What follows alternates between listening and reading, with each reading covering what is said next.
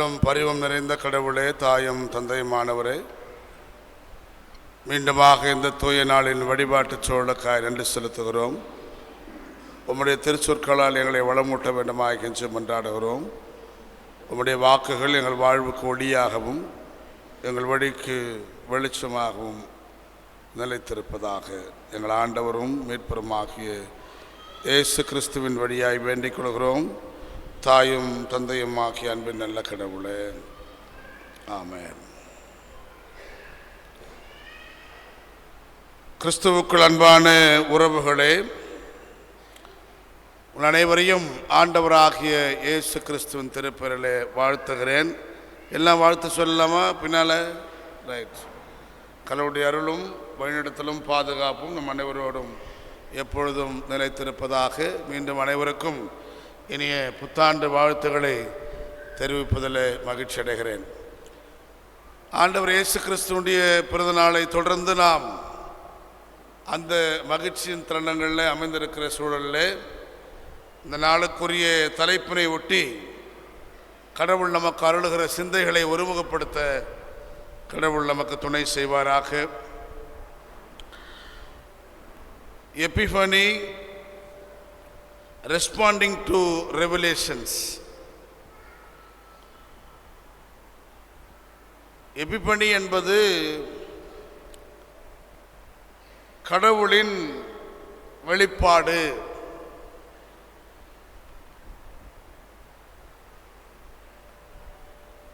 Responding to revelation என்பது கடவுளை பற்றிய தகவல்கள் பழைய ஏற்பாட்டிலும் புதிய ஏற்பாட்டிலும் பல இடங்களில் விரைவை கிடக்கின்றன. அந்த தகவல்கள் எல்லாம் எந்த அளவுக்கு உண்மையானவை என்பது வெளிப்படுகின்ற இடமாக எபிஃபனி பார்க்கப்படுகிறது.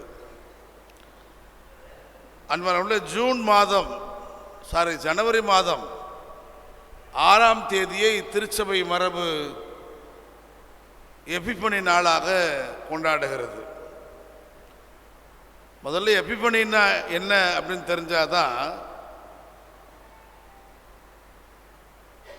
திருக்காட்சிகளில் சொல்லப்படுகிற தகவல்களை எந்த அளவுக்கு இந்த எபிஃபனி நிறைவு செய்கிறது என்பதை புரிந்து கொள்ள முடியும். எபிஃபனி என்கிற சொல் கிரேக்கத்திலிருந்து வருகிற சொல்லாடல். எபிஃபானியா என்கிற சொல்லாடல். அந்த சொல்லாடலுக்கு பொருள் என்னவென்றால் அப்பியரன்ஸ் அல்லது கமிங் இன்டு வியூ அல்லது ரிவீலிங். இதுநாள் வரைக்கும் புதிராக புரிந்து கொள்ள முடியாத விடையாக இருந்த ஒன்று இப்பொழுது கண்ணுக்கு தெரிகிற காட்சி வடிவத்திலே வந்துவிட்டது என்பதுதான் எபிஃபனி. அது என்ன, எதை பற்றிய தகவல் திருமறையை பொறுத்தவரை என்றால் கடவுளை பற்றிய தகவல். கடவுள் இதுவரை வர்ணிக்கப்படுகிறார். இப்படிதான், இப்படியெல்லாம் இருப்பாருன்னு சொல்லி ஒரு தனிநபர் சார்ந்த அனுபவங்கள் வழியாகவும் இறைவாக்கினர்கள் கடவுளுடைய வார்த்தைகளை கேட்டு அதை உரைப்பதன் வழியாகவும் சிலர் காணுகின்ற திருக்காட்சியை விளக்கம் சொல்வதன் வழியாகவும் கடவுளை பற்றிய சிந்தைகளை அங்கொன்றும் இங்கொன்றும் திருமறையிலே பதித்து வைத்திருக்கிறார்கள். இப்படி சொல்லப்பட்ட அனைத்து மறைபொருள் காட்சியும் மறைபொருள் இலக்கியங்களும் ஒரு நாள் வெளிப்பட்டது, கண்ணுக்கு எதிராக கண்முன் வந்து நின்றது. அந்த சொல்லப்பட்ட அத்தனை தகவல்களுக்கும் மறுமொழி அல்லது ரெஸ்பான்ஸ் கடவுள் இப்படிப்பட்டவர் தான் என்பதை உலகம் அறிந்து கொண்ட நாள். அதை தான் எபிஃபனி என்று சொல்வார்கள். God's revealing himself into a human being. கடவுள் தன்னையே மனிதர் வடிவிலே காட்சி கொடுத்தார். அதுதான் ஆண்டவர் இயேசு கிறிஸ்துவின் பிறப்பை பற்றிய ரகசியம். எனவே அந்த காட்சியானது யாருக்கெல்லாம் அறிவிக்கப்படுகிறது, யாரெல்லாம் தெரிந்து கொள்ளும் வாய்ப்பை அடைய செய்கிறது என்பதிலே தான் இந்த ரிவீலிங் காட் எப்படிப்பட்டவர், அவர் இதுவரை திருமறை சொல்லி வருகின்ற அல்லது திருமறை வரலாற்றை எழுதிய இஸ்ரேல் மக்கள் சார்ந்த வரலாற்றின் அனுபவத்தின் கூட அவர் இஸ்ரேலுக்கு மட்டும் கடவுளா, அப்படி இஸ்ரேலுக்கு மட்டும் கடவுள் என்றால் இங்கு அமர்ந்திருக்கிற நாம் ஒருவர் கூட இஸ்ரேலின் வழிவந்த பிள்ளைகள் இல்லை.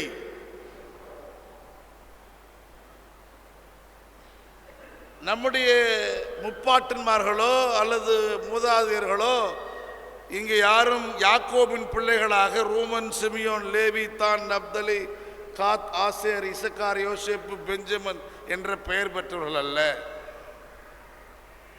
திருமறையில் உள்ள சிந்தைப்படி நாம் எல்லோரும் யார் என்றால், இந்த திருமறையை எழுதிய யூதர்கள் தங்களை யூதர் என்றும் யூதர் அல்லாத பலரை ஜென்டைல் என்றும் குறிப்பிடுகிறார்கள். ஜென்டைல் என்பதற்கு பிற இனத்தார், நான் ஜூஸ் அர்த்தம், வேற ஒன்றும் கிடையாது. ஜூஸ், நான் ஜூஸ். யாரெல்லாம் இந்த நான் ஜூஸ் என்றால், யாக்கோபின் பிள்ளைகளாய் பிறவாத எல்லோரும் நான் ஜூஸ். இந்த நான் ஜூஸ் அத்தனை பேரும் யார் என்றால் ஜென்டைல்ஸ். இந்த ஜென்டைல்ஸை எந்த வரிசையில் இந்த யூதர்கள் வைத்திருந்தார்கள் என்றால், அவருடைய ஸ்பெஷல் பிரேயர் ஒன்று, கடவுளே பிற இனத்தாராய் பிறவாமைக்கும் பெண்களாய் பிறவாமைக்கும் நாயாய் பிறவாமைக்கும் உமக்கு நன்றி செலுத்துகிறோம். யூதர்களுடைய ஸ்பெஷல் பிரேயர். அப்படியானால் யூதர்களிலேயே பெண்கள் கூட மட்டம் தட்டுத்தான் வைத்திருந்தார்கள். இன்றைய இந்திய சமூகத்தில் சோகால்டு ஹையர் கிளாஸ் அப்படின்னா பார்ப்பனர்கள் அப்படின்னு சொல்லப்படுது. அது உண்மையான பொய், அப்படி நம்பப்பட்ட வச்சுட்டான். அந்த பார்ப்பனர்கள் கூட பார்ப்பனிய பெண்கள் பார்ப்பனிய ஆண்களுக்கு நிகரானவர் அல்ல. மனு தர்ம சாஸ்திரப்படி அல்லது அவர்களுடைய மனு நூல் படி பெண்களாய் பிறந்த பார்ப்பனர்கள் கூட சூத்திரர்கள் தான்.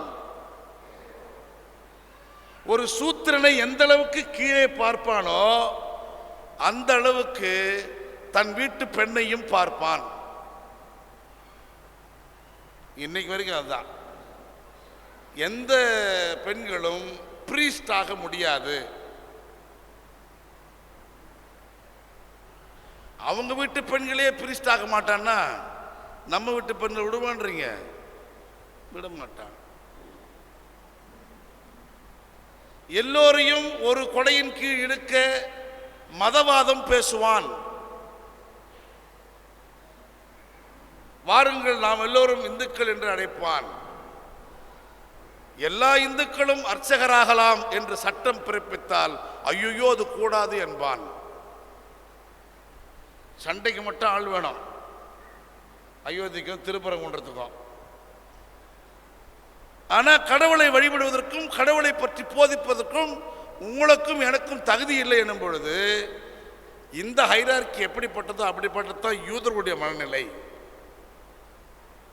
யூதர்கள் பொதுவாக பெண்களாய் பிறவாமல் இருந்ததற்கு நன்றி சொல்லுகிறார்கள். நாயாய் பிறக்கவில்லை என்பதற்காக நன்றி சொல்லுகிறார்கள். பிற இனத்தாராய் பிறப்பதில்லை என்பதிலே நன்றி சொல்லுகிறார்கள். இன்றைக்கு கூட சில சோகால்டு கோயில்களில் இந்த பிரகாரத்தை தாண்டி ஒரு போர்டு இருக்கும். இந்த பிரகாரத்தை தாண்டி விலங்குகளோ நாய்களோ இந்த செல்ல பிராணிகளோ கேமராக்களோ பெண்களோ தாழ்த்தப்பட்ட குடிகளோ உள்ளே போகக்கூடாது. இன்றைக்கும் 21ஆம் நூற்றாண்டிலும் வைக்கப்பட்ட பலகை குறித்து சொல்கிறேன் நான். ஏனென்றால் அது புனிதமான இடம். அந்த புனிதமான இடத்துல இவர்களெல்லாம் சேருவதற்கு வாய்ப்பு இல்லை. இவர்களை அனுமதிக்க முடியாது. இதே மனநிலையோடு தான் இந்த யூதர்கள் பிற இனத்தாரை பார்த்தார்கள். இயேசுவின் பிறப்பு அந்த பிரிவினைவாத சக்தியை உடைத்து போடுகிறது. அல்லே சொல்லமா? ஏனென்றால் இயேசுவின் பிறப்பை குறித்த வெளிப்பாடு 2 வகையாக இங்கே நமக்கு காட்சிப்படுத்தப்படுகிறது. ஒன்று, மேய்ப்பர்களுக்கு இடையர்களுக்கு கடவுள் தூதர் வழியாக அறிவிக்கப்பட்ட செய்தி.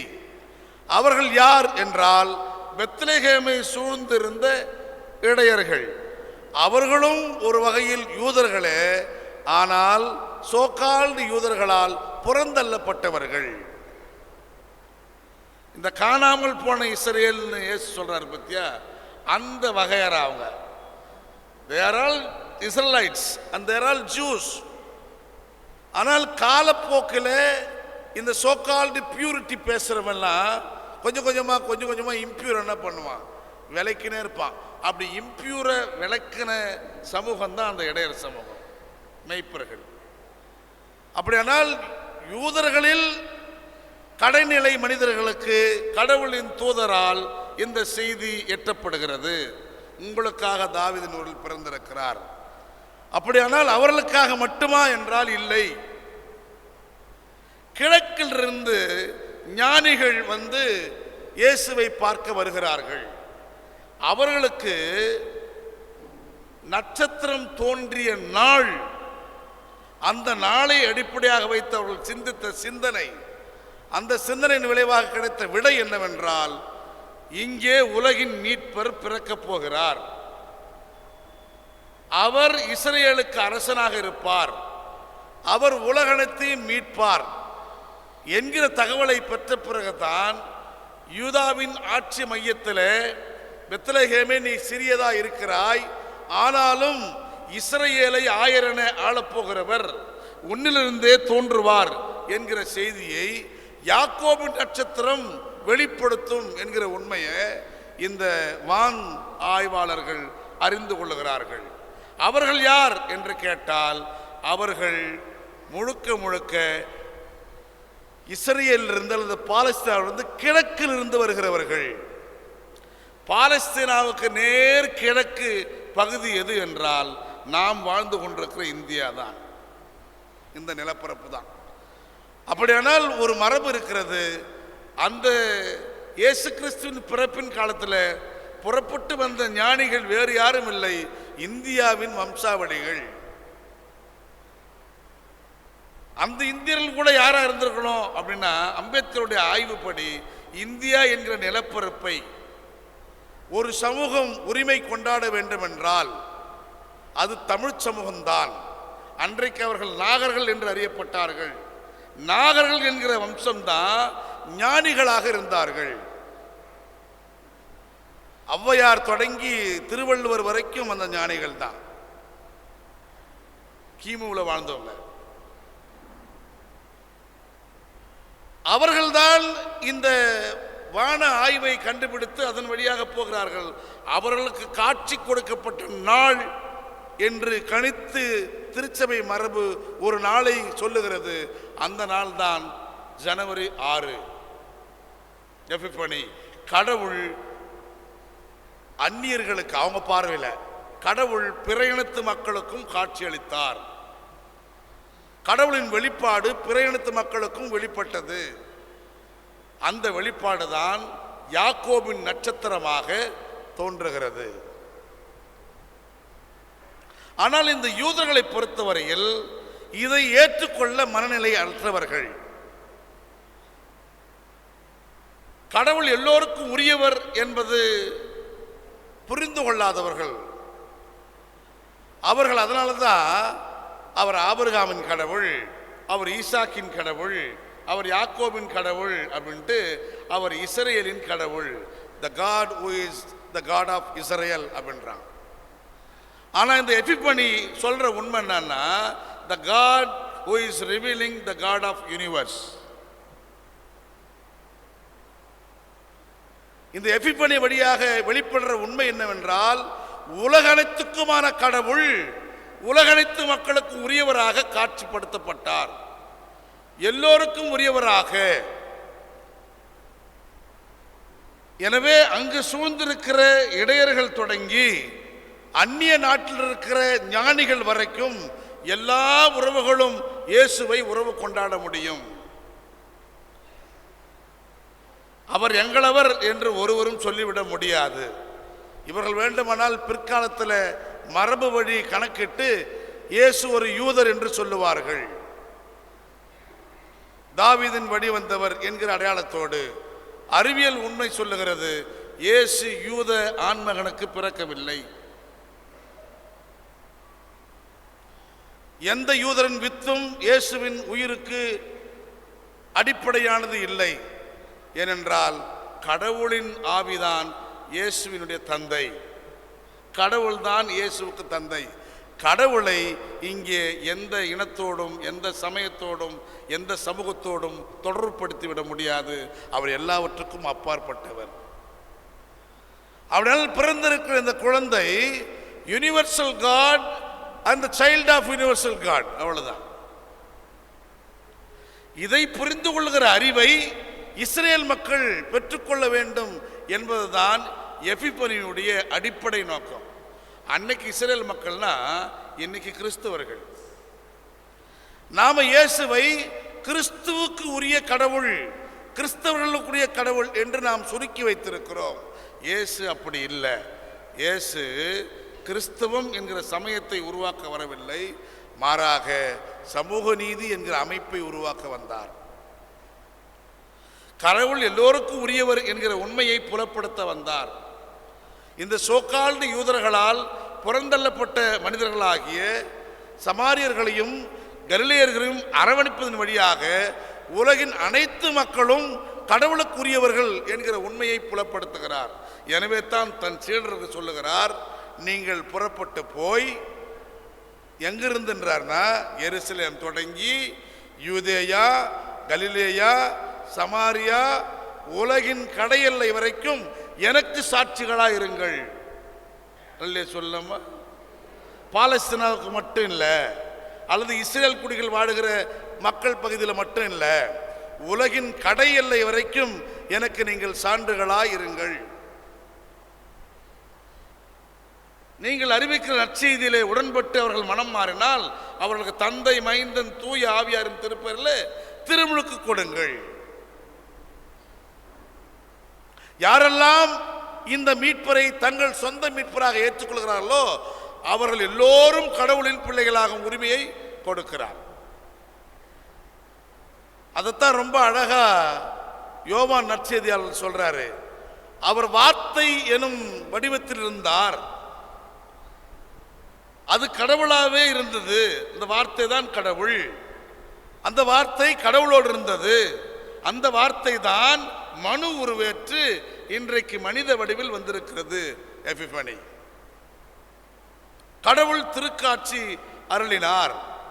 இந்த மனித வடிவில் வந்த இந்த குழந்தையை யாரெல்லாம் தன் சொந்த மீட்பராக தன் உள்ளத்தில் ஏற்கிறார்களோ அவர்கள் அத்தனை பேரும் கடவுளின் பிள்ளைகள். யோவான் 1:12 இல்ல? அதுக்கு முன்னால வரைக்கும் யார் தான் கடவுளின் பிள்ளைகள் என்றால் யாக்கோபின் வழி வந்த அந்த இரத்த உறவுகள் தான் கடவுளின் பிள்ளைகள். அதிலேயும் எல்லா இஸ்ரேலரும் கடவுளின் பிள்ளைகள் இல்லை. தொடக்கத்திலே அவர்கள் எப்படி அறியப்பட்டார்கள் என்றால் செமித்தியர்கள் என்று அறியப்பட்டார்கள். செமித்தியர்கள் என்ன? சேமின் வழி வந்த குடும்பத்தார். சேம், காம், யாபேத் என்பது நோவாவுடைய இரண்டாம் படைப்பினுடைய அப்படிதான் சொல்லணும். ஏன்னா ஒட்டுமொத்தமாக உலகத்தை அழிச்சிட்டு நோவா வழியாக ஒரு புது சமூகத்தை கடவுள் உருவாக்குறார். நோவாவினுடைய மகன்களில் ஒருவர் தான் சேம். இந்த சேமின் வழி வந்தவர்கள் தான் தேராகு, ஆபிரகாம். இந்த குடும்பத்தாரெல்லாம் யாக்கோபு வரைக்கும் செமித்தியர்கள் என்றுதான் அறியப்பட்டார்கள்.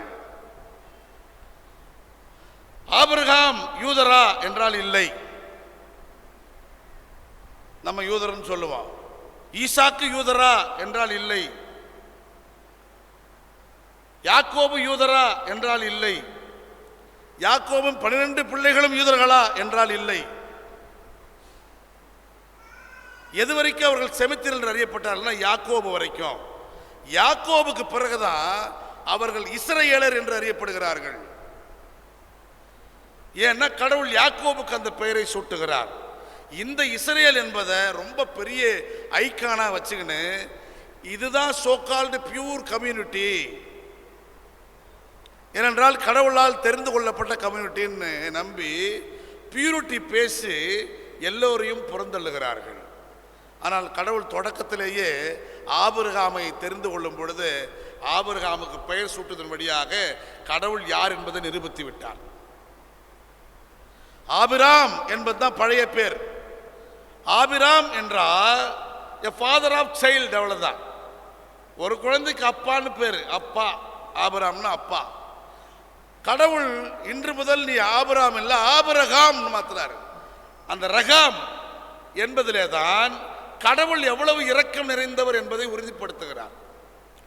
இந்த ஆபிராம் என்பதற்கும் ஆபிரகாம் என்பதற்கும் என்ன வித்தியாசம்னா, ஆபிராம் என்றால் father of a child, Abraham என்றால் ஃபாதர் ஆஃப் நேஷன்ஸ். அல்லே சொல்லாமா, இனங்களின் தகப்பன். Not only your child, the whole world, universal. அதைத்தான் ஆபிரகாமுக்கு அறிவுறுத்துறார். உன்னை தெரிந்து கொண்டது உன்னை ஆசீர்வதிக்க வல்ல, உன் வழியாக மண்ணுலகம் ஆசீர்வதிக்கப்பட. அதனால்தான் உன் பெயர் இனிமேல் ஒற்றை பெயர் கிடையாது, ஆபிராம் கிடையாது, ஆபிரகாம்.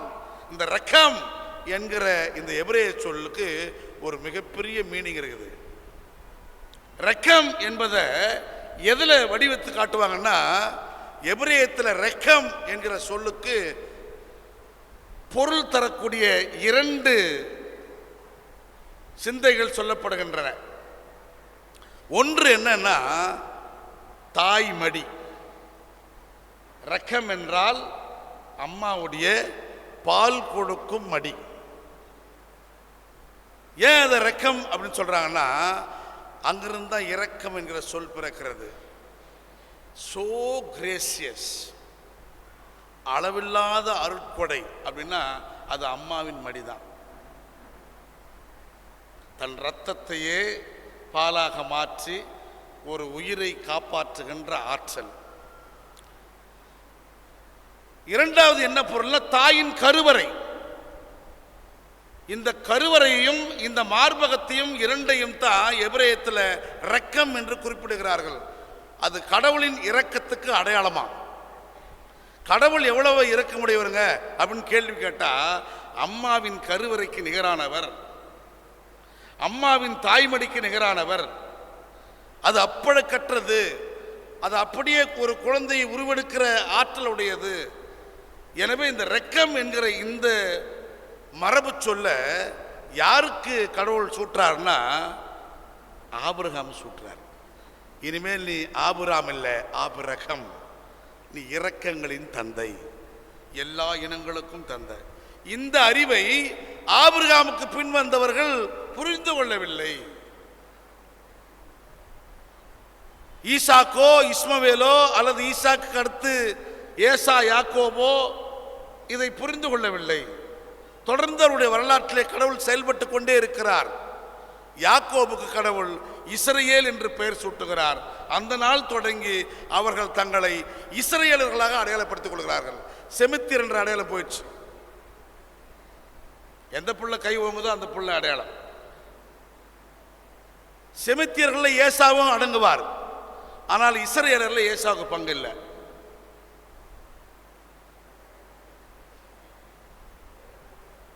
யாக்கோபுக்கு கடவுள் ஏன் இஸ்ரவேல் என்று பெயர் சூட்டினார்? கடவுள் பெயர் சூட்டுவதிலே மிகப்பெரிய அழுத்தங்களும் உண்மைகளும் அடங்கியிருக்கின்றன. எப்படி ஆபிரகாமுக்கு இனங்களின் தகப்பன் என்று பெயர் சூட்டினாரோ அப்படியே இஸ்ரவேல் என்பதற்கும் ஒரு மிகப்பெரிய மல்டிடியூட் பொருள் இருக்கிறது. அதை நம்ம சரியா புரிந்து கொள்வதில்லை. அது ஏதோ அவருக்கு மட்டும் உரிய உரிமை சொத்து இல்லை. எப்பொழுது இந்த பெயரை சூட்டுகிறார் எனும்போது நாம் அந்த பொருளை விளங்க முடியும். யாக்கோபு தன் சகோதரனை வஞ்சித்த போது கடவுள் யாக்கோபுக்கு இஸ்ரவேல்னு பேர் வைக்கல. தன் அப்பாவை ஏமாற்றிய பொழுது இஸ்ரவேல்னு பேர் வைக்கல. அங்க போய் இன்னொரு நாட்டில் லாபானுடைய வீட்டில் அவங்க சொந்த வீட்டில் போயிட்டு வாழும் பொழுது அங்கே ஒரு பொண்ணுக்கு 2 பொண்ணு, 2 பொண்ணுக்கு 4 பொண்ணு, இன்னும் கல்யாணம் பண்ணி குழந்தைங்களாம் பத்தும் போதெல்லாம் பேர் வைக்கல. அவருடைய கடைசி கட்ட நேரத்தில் அவர் தன் சாவை எதிர்நோக்கி இருக்கிற காலத்தில் ஒரு முடிவெடுக்கிறாரு. நான் என் தாய் வீட்டிற்கு போக வேண்டும், என் தகப்பனுடைய தேசத்துக்கு போக வேண்டும், அங்கே என் சகோதரனோடு நான் ஒப்புரவாக வேண்டும், மன்னிப்பு கோர வேண்டும். அவரை சந்தித்து நான் மன்னிப்பு கோரினால்தான் என் வாழ்க்கை முழுமையடையும் என்று தன் தவறை ஒப்புக்கொண்டு ரியலைஸ் பண்ணி ரிப்பெண்டன்ஸ் மனம் மாறி மறுகட்டுமானத்தை அல்லது ஒப்புரவை செய்து கொள்ள அவர் பயணப்பட்டு வருகிறார். அவருடைய எண்டு டேஸ் அது ஆக்சுவலா யாக்கோபுடைய கடைசி காலங்கள். அந்த கடைசி காலத்தில் அந்த பயணத்தில் கடவுள் வேண்டுமென்றே யாக்கோபுக்கு ஒரு சோதனையை வைக்கிறார். என்ன சோதனைன்னா சாதாரண சோதனை இல்லை, கராத்தே கும்பு சோதனை, மல்யுத்தம். யார் கூட? கடவுளின் தூதனோடு. அந்த கடவுளின் தூதன் ஒரு இளைஞன், 25-30 வயசு மதிக்கத்தக்க இளைஞன், நல்ல திடகாத்திரமான உடம்பு. யாக்கோபுக்கு என்ன வயசுனா 90 வயசுக்கு மேல கிழமை, அச்சப்பத்தில் விழுவார். ஆனா கடவுள் வைக்கிற அந்த போரில் ஒரு இரவு முழுதும் போர் நடக்குது. அந்த மண் போரில் யாக்கோபு தோல்வியை ஒப்புக்கொள்ளவே இல்லை. தொடர்ந்து ரவுண்டு கட்டி அடிக்கிறார், திரும்ப திரும்ப எழுந்துகிறார். இல்லை அப்போ அவருடைய ஜீல் என்னன்னா, உயிர் போகணுன்ற உயிர் போதுன்ற பயம் இல்லை, இந்த உயிர் என் சகோதரனை காணாமல் போகக்கூடாது, அவரிடத்துல நான் மன்னிப்பு பெறாமல் போகக்கூடாது. இந்த அளவுக்கு உள்ளத்தில் கட்ஸ், இந்த அளவுக்கு உள்ளத்தில் உறுதியான மனப்பான்மை, இந்த அளவுக்கு உள்ளத்தில் குற்ற உணர்வு, இந்த அளவுக்கு உள்ளத்தில் மன்னிப்பு கோர வேண்டும் என்கிற மனித மாண்பு, இந்த அளவுக்கு உள்ளத்தில் தன் குற்றத்தை உணர்கிற உள்ளம், இவையெல்லாம் யாருக்கு இருக்குமோ அவர்கள் எல்லோருமே இஸ்ரவேலர்களே. இந்த ஆட்டிடியூட் தான் கடவுளை மனமிறங்க செய்கிறது.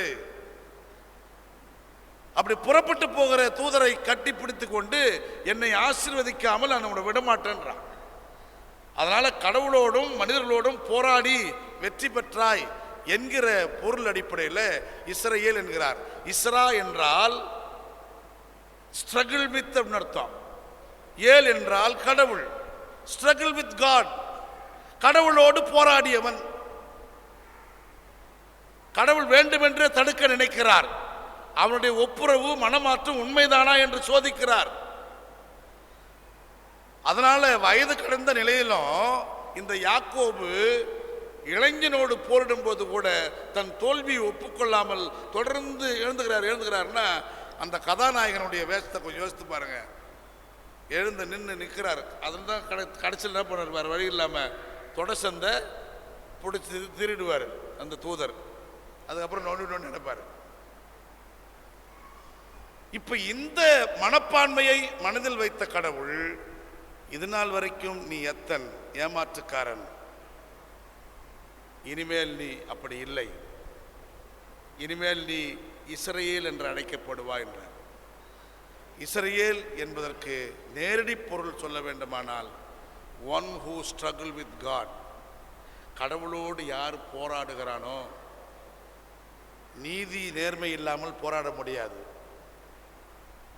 கடவுளோடு போராடுறதுக்கு ஒரு துணிவு வேணும். இந்த டைமில் யாக்கோபு பியூர் ஆகிறார். அவருடைய உள்ளத்தை கடவுளுக்கு முழுதுமாய் அர்ப்பணிக்கிறார். மன்னிப்பு கோர வேண்டும் என்று விரும்புகிறார். அந்த மனமாற்றத்தின் உள்ளத்தை அறிந்த கடவுள் இனிமேல் நீ இஸ்ரேல் என்று சொல்ல அந்த பெயரை வாங்கி கொண்டவர் தொடர்ந்து பயணப்பட்டு போய் ஏசாவை சந்தித்து கட்டி பிடித்து அழுது புலம்பி தன் காணிக்கைகளை ஏசாவிடத்தில் கொடுக்கிறார். ஏசா அதை வாங்க மறுக்கிறார்.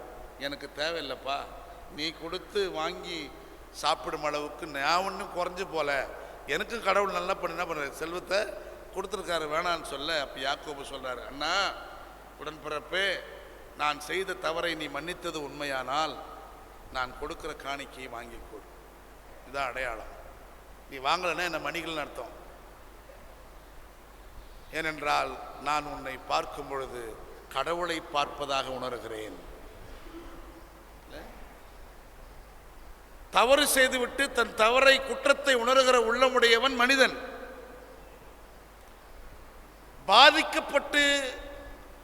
பாதிக்கப்பட்ட சூழல் இருந்தாலும் அவனை மன்னிக்க வேண்டும் என்று கட்டித்தழுகிறவன் கடவுள்.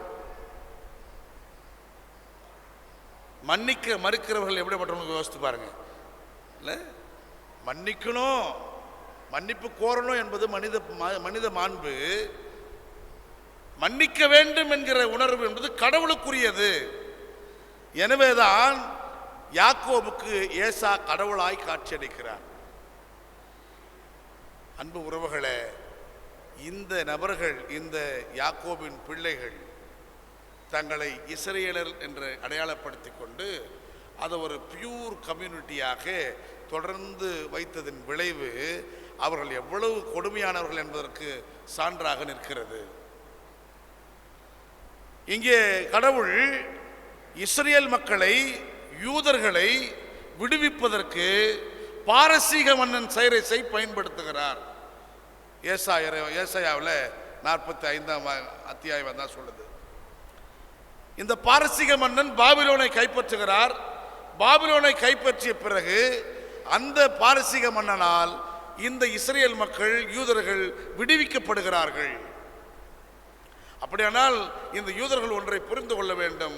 நம்மை விடுவிக்கும் மீட்பர் நம்மில்தான் தோன்றுவார் என்கிற தவறான புரிதலை தவிர்த்துவிட்டு யாரை கொண்டு வேணாமானாலும் கடவுள் மீட்பளிப்பார் என்கிற பரந்த உணர்வுக்கு இஸ்ரேல் மக்கள் போக வேண்டும். ஆனால் அவர்கள் போனார்களானா போல, அதான் பிரச்சனை. கடவுள் இந்த சைரஸ் மன்னனை பற்றி சொல்லும்போது நான் தெரிந்து கொண்ட ஊழியன் என்று சொல்லுகிறார். நான் அவனுக்கு அருட்பொழிவு செய்திருக்கிறேன். அனாயிண்டட் ஒன் அப்படின்னாவே அவர் மெஸ்ஸியான்னு அர்த்தம், மீட்பர்னு அர்த்தம். கடவுளால் மீட்பராக பிற இனத்து அரசனை உருவாக்க முடியும் என்பதற்கு எக்ஸாம்பிளா இந்த பாரசீக மன்னன் சைரஸ் காட்சி அளிக்கிறார். இந்த சைரஸ் மன்னன் தன்னார்வமாக இவர்களை விடுவித்து அனுப்புகிறார். பொன்னையும் பொருளையும் கொடுத்து அனுப்புகிறார். 70 ஆண்டுகள் சிறையில் இருந்த பிறகு இந்த இஸ்ரேல் மக்கள் எல்லோரும் தங்கள் சொந்த நாடுகளுக்கு திரும்புகிறார்கள். அப்படி திரும்பும் பொழுது எஸ்ரா நெகேமியாவின் காலத்தில் அந்த நாட்டுக்குள் வாழ்ந்த யூதர்கள் தடை விதிக்கிறார்கள். விடுதலையாகி திரும்பி வருகிற இந்த அத்தனை பேரும் அந்த நாட்டிலே தங்கியிருந்ததால் அவர்கள் தீட்டுப்பட்டு விட்டார்கள். அவங்க இம்பியூர் ஆயிட்டாங்க. அதனால தீட்டை கழித்து கொண்டுதான் அவர்கள் எங்கள் நாட்டில் வர வேண்டும் என்று தடை விதிக்கிறார்கள். வேறு வழி இல்லாமல் மக்கள் தலைவர்களாக இருக்க எஸ்ராவும் நெகேமியாவும் தண்டரா போட்டு, எப்பா விடுதலையை வந்தவங்கெல்லாம் நாட்டுக்கு வெளியே என்ன பண்ணுங்க, கூடாரம் போட்டு இருங்க, நான் கூப்பிட்ற நாளில் வாங்கன்றாங்க. அந்த நாள் வந்தது, கூப்பிடுறாங்க.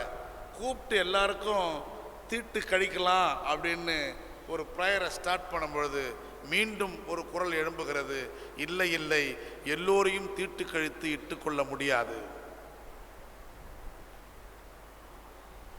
ஏன்னா இவங்க எல்லாருமே இஸ்ரேலர் கிடையாது. இந்த நாட்டிலிருந்து பாபிலோன் கைது செய்த போது, பாபிலோன் அரசன் நேபுகாத் கைது செய்த பொழுது யாரெல்லாம் இந்த மண்ணிலிருந்து புறப்பட்டார்களோ அவர்கள் 70 ஆண்டுகளுக்கு பிறகு திரும்பி வந்திருந்தால் அவர்கள் மட்டும் உள்ளே வரலாம். மற்றவர்கள் யாரும் வர முடியாதுன்றான். சிக்கலை நல்லா புரிஞ்சுங்க. இவனுடைய பியூர் இம்பியூரிட்டி மென்டாலிட்டிக்கு அது ஒரு நல்ல எக்ஸாம்பிள். யார் வர முடியும்? 70 ஆண்டு கழிச்சு 25 அல்லது 30 வயதுல போருக்கு போயிருப்பான். 25 வச்சுங்க, 25 வயதுல கைதாகி பாபிலோனுக்கு போறவன் 70 ஆண்டுகளுக்கு பிறகு திரும்புறான்னா 95 வயசு இருந்திருப்பான், இல்லை செத்து போயிருப்பான். உள்ளபடி தானியேல், அனனியா, மிசாவேல், அசரியா இந்த 4 பேரும் பாபிலோனில் சிறையில் இருந்தவங்க. இந்த 4 பேரும் திரும்பி வரல. அவர்கள் இளைஞராக போனாங்க. 70 ஆண்டு வரலாறுல அங்கேயே வாழ்ந்து மடிந்து செத்து போனார்கள். தானியேலுக்கு மட்டும்தான் திருமணம் ஆனதாக குறிப்பு இல்லை. அனனியா, மிசாவேல் அவர்களுக்கெல்லாம் திருமணம் ஆயிருக்கலாம். அவருடைய பிள்ளைகள், பேரப்பிள்ளைகள் வந்திருக்கலாம். விசுவாசத்துக்காக அந்நிய நாட்டிலேயே தங்கள் கடவுளை விட்டு கொடுக்காமல் எந்த சிலைக்கு முன்னாலும் தலை வணங்காத ஒரு மிகப்பெரிய துணிவுள்ள இந்த விசுவாச கூட்டத்தார் வரும்பொழுது இவன் தீட்டு தூய்மையை வச்சு கேட்டு போட்டு நீங்க உள்ள வரலான்றான்.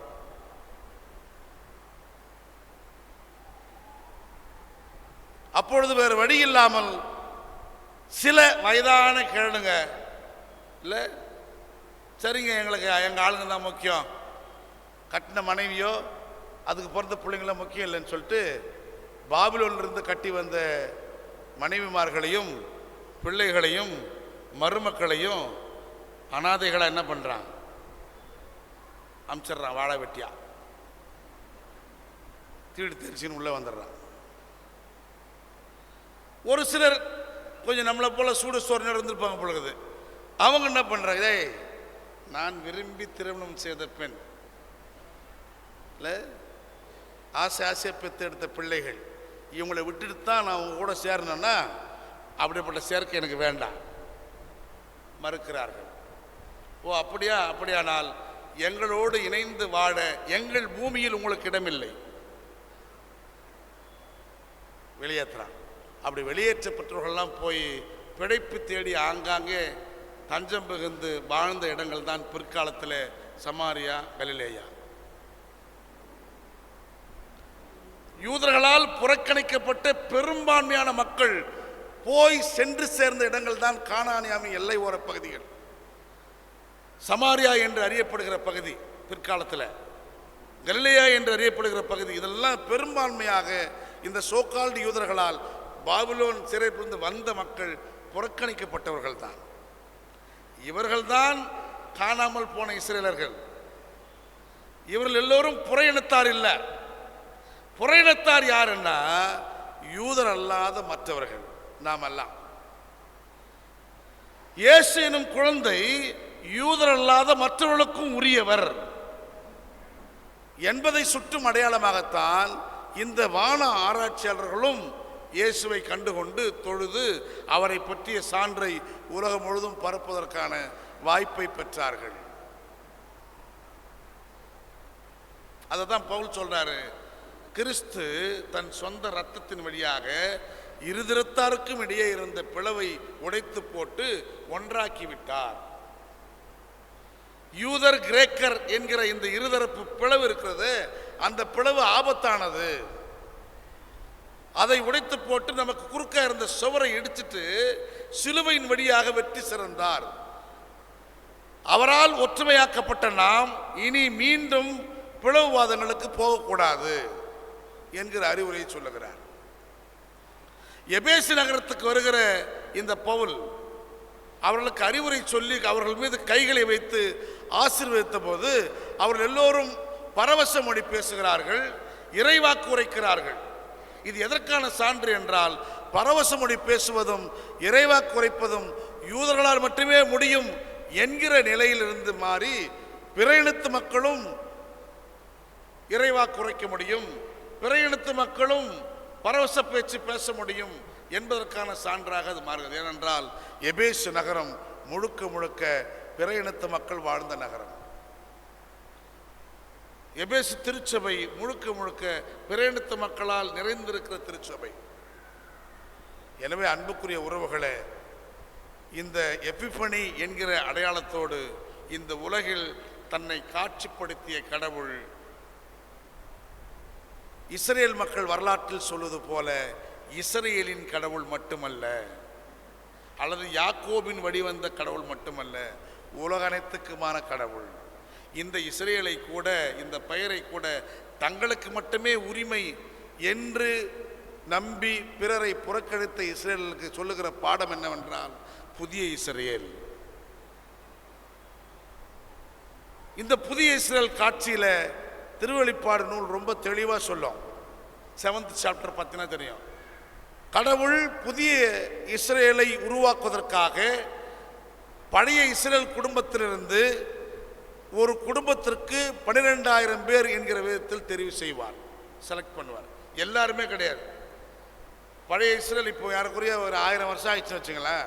இந்த 1000 வருஷத்தில் எத்தனையோ லட்சக்கணக்கில் கோடிக்கணக்கில் இஸ்ரேல் பெருகியிருப்பாங்க. ஆனால் அவர்கள் எல்லோருமே புதிய இஸ்ரேலுக்கு உரிமை கிடையாது. அவர்களிலேயே கடவுள் விரும்புகிற, கடவுளின் உள்ளத்தை பெற்றிருக்கிற, கடவுளின் உளப்பான்மையை பெற்றிருக்கிற சிலரை தெரிவு செய்கிறார். அவர்கள் மொத்தத்தில் 1,44,000 பேர். இந்த 1லிருந்து 8 வரைக்கும் பார்த்தீங்கன்னா அந்த தகவல் வரும். 9ஆம் வாக்கியம் சொல்லும், திருவெளிப்பாடு 7:9, இதன் பின்பு எண்ண முடியாத பெரும் திரளான மக்கள் கூட்டத்தை பார்த்தேன். அவர்கள் யார் என்று கேட்டதற்கு விடை என்ன வருதா? அவர்கள் எல்லா நாட்டையும் சார்ந்தவர்கள். இந்தியா, தமிழ்நாடு எல்லாமே, பாகிஸ்தான் எல்லாமே, நீங்கள் நான் தான். அது எல்லா மொழியும் சார்ந்தவர்கள், எல்லா இனத்தையும் சார்ந்தவர்கள். இவர்களை என்ன பண்ண முடியல, என்னவே முடியல. இந்த எண்ண முடியாத மல்டி பீப்புளும் எண்ண முடிஞ்ச 1,44,000 பேரும் சேர்ந்து தான் புதிய இஸ்ரேல். இந்த புதிய இஸ்ரேலில் வம்சாவழி பட்டியலுக்கு இடமில்லை. யாக்கோபின் குடும்பத்தில் பிறந்தாதான் இஸ்ரேல்னு கிடையாது, எல்லோரும் இஸ்ரேலர்களே. யாரெல்லாம் கடவுளால் ஆட்சி செய்யப்படுகிறார்களோ அவர்கள் அத்தனை பேரும் இஸ்ரேலர்களே. யாரெல்லாம் கடவுளுடைய திருவுளத்தை நிறைவேற்றுகிறார்களோ அவர்கள் அத்தனை பேரும் இஸ்ரேலர்களே. யாரெல்லாம் தங்கள் குற்றங்களை உணர்ந்து ஒப்புரவாகும் முன்னெடுப்பை செய்கிறார்களோ அவர்கள் அத்தனை பேரும் இஸ்ரேலர்களே. எனவே அன்புக்குரிய உறவுகளே, இந்த எபிஃபனி என்கிற காட்சி வழியாக கடவுள் கொடுத்த திருக்காட்சி என்பது ஒட்டுமொத்த திருமறையில் சொல்லப்பட்ட கடவுள் உலகனைத்துக்கும் உரியவர் என்கிற உண்மையை வெளிப்படுத்தும் அடையாளம். God who is not only the God of Israel, God who is the God of nation, all nations என்கிற புரிதல். அதனால்தான் இன்னைக்கு நீங்களும் நானும் நமக்கு கடவுள்னு சொல்ல வரோம். இல்லை, நமக்கெல்லாம் ஒரு கடவுள் அவருக்கு வாய்ப்பே கிடையாது. இந்த உலகமும் அதன் நிறைவும் அவருடையது என்று நம்புவது உண்மையானால், விண்ணும் மண்ணும் அவரால் உண்டாக்கப்பட்டது என்பது உண்மையானால், இந்த உலக அனைத்துக்கும் அவர் ஒருவரே கடவுள், அவர் ஒருவர் தான் கடவுள் என்பது உண்மையானால், நம்மில் வாழுகிற இந்துக்களை ஒரு பார்வையிலோ, நம்மில் வாழ்கிற இஸ்லாமியர்களை ஒரு பார்வையிலோ, நம்மில் வாழ்கிற பிற இனத்தாரை, பிற மக்களை ஒரு பார்வையிலோ பார்க்கிற அறிவு நமக்கு இருக்காது. அவர்களுக்கும் இவர்தான் கடவுள் என்கிற புரிதல் வரும். அவங்க வேணா அறியாமையால் வெவ்வேறு பெயர்களால் கடவுளை அழைக்கலாம். ஆனால் உலகம் அனைத்தையும் படைத்த ஒரே ஒரு கடவுள், அந்த ஒற்றை கடவுள் தான் நாம் வணங்குகிற எலோஹீம், யாவே, அதோனாய் என்று அழைக்கப்படுகிற உலக அனைத்துக்கும் உரிய கடவுள், மல்டி பவர் ஆஃப் காட். எனவே அந்த கடவுளை புரிந்து கொள்ளுகிற வாய்ப்பை இந்த திருக்காட்சி கொடுத்ததால் இந்த எபிஃபனி திருச்சபை வரலாற்றில் மிக முக்கியமான பொறுப்பை பெறுகிறது. அந்த சிந்தையோடு உலகனைத்துக்கும் உரிய கடவுளை எல்லோருக்கும் உரிமையாக்குவோம். யாருக்கும் கடவுளை தடை போட உங்களுக்கும் எனக்கும் அதிகாரம் கிடையாது. உங்களுக்கு கடவுள் உரியவர் அல்ல என்று மடை கட்ட நீங்களும் நானும் அதிகாரிகள் கிடையாது. கடவுள் யாரை வேண்டுமானாலும் அவருடைய பிள்ளைகளாக தெரிந்து கொள்வார். எல்லோரும் அவருடைய பிள்ளைகளே என்கிற உணர்வை நாம் பெற வேண்டும். ஏனென்றால் ஆண்டவர் இயேசு கிறிஸ்துவின் பிறப்பு உலக அனைத்து உயிர்களுக்குமான அடையாளமாக காட்சிப்படுத்தப்படுகிறது. இதோ எல்லா மக்களுக்கும் பெரும் மகிழ்ச்சியூட்டும் நற்செய்தி. எனவே அந்த நற்செய்தியை இந்த எபிஃபனி வழியாக கடவுளின் திருக்காட்சி வழியாக இந்த உலகம் அறியச் செய்வோம். கடவுள் தாமே இந்த திருவாக்குகளால் நம்முடைய பற்றுறுதியை இன்னும் ஆற்றல் படுத்துவாராக. ஆமென்.